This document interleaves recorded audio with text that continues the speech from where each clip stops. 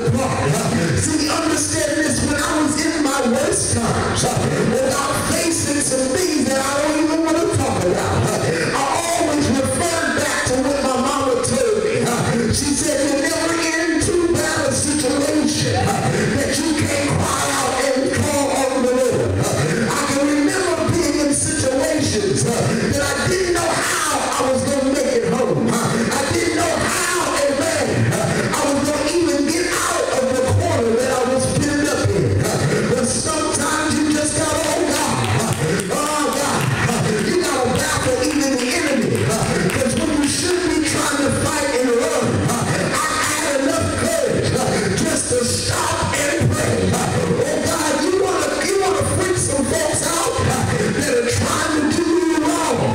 Instead of fighting, start praying and watch and see if the Lord don't send down a legion of angels. Have you ever been in a situation and you just start to pray and it seems like when you started to pray, the doors of your escape begin to open. I'm talking about being surrounded with only one way out, and God dispatched some warring angels, and all of a sudden the folks that were trying to get you turn and run, and you walk out like nothing ever happened. But that's what will happen if you're crazy enough to pray.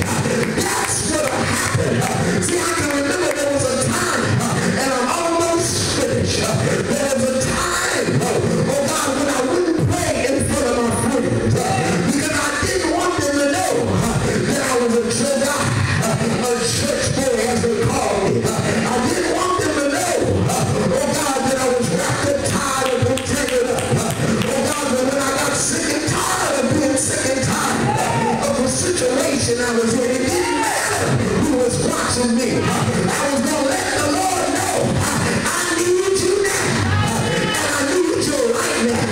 Oh God, and then when the funny thing happened, when I began to pray, folks started seeing the results. Now folks say, I need you to pray for me. You ever want to change your surroundings? Just start to pray. Oh God, and then when God starts to send the manifestation, oh God, of what you pray for, God will start to change your environment. Because folks will start to say, pray for me. Yes. Jesus. No, that's You right. can change your household. Right. Yes. I don't care if you're living in a household with a bunch of unsaved folk. That's right. I dare you to pray. Hallelujah.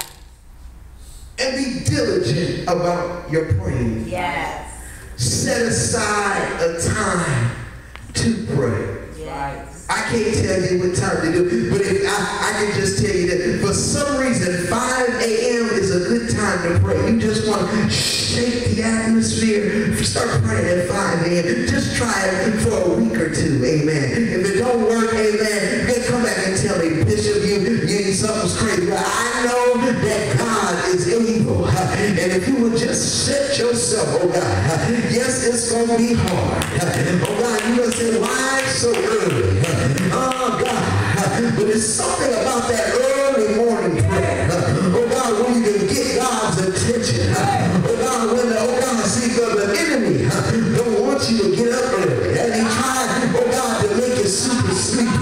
He tried to get you to hit the snooze bar. He tried to say, well, just stay in the bed and pray. But if you can just discomfort yourself, oh God, just try it. Give it 2 weeks. Oh God, in fact, give God, put God to a 30-day challenge. And say, God, I'm going to get up every day at 5 o'clock for the next 30 days. And God, I'm going to begin to supplicate and call out, oh God, some family members. I'm going to call out some situations. And God, I believe in 30 days, all my needs are going to be met. I believe in 30 days, there's going to be a change in the atmosphere. And if God don't do it, then you come back and tell me, God, or come back and tell me, Bishop, you lied about your God. But I'm so confident that God will do it for you. I'll tell you, put God to the test. 30 days, and get up and pray, and get up and cry out.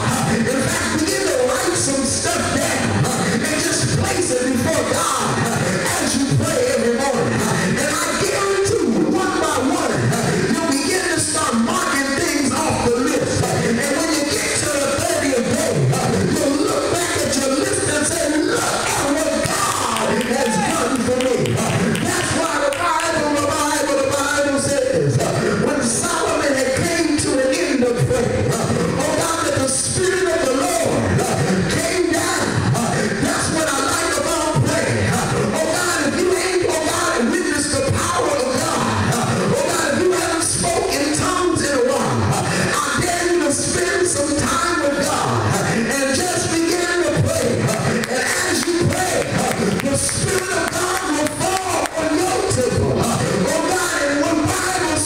says that the Spirit of God was so heavy and that the fire came down from heaven, so much so that the priest could not enter.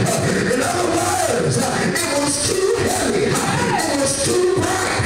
The illumination was too great. It was like when God told Moses, you can't take all this in. So hide yourself in the cleft of the rock. When Solomon finished praying, the glory fell and the people were filled. Come on, put your hands together.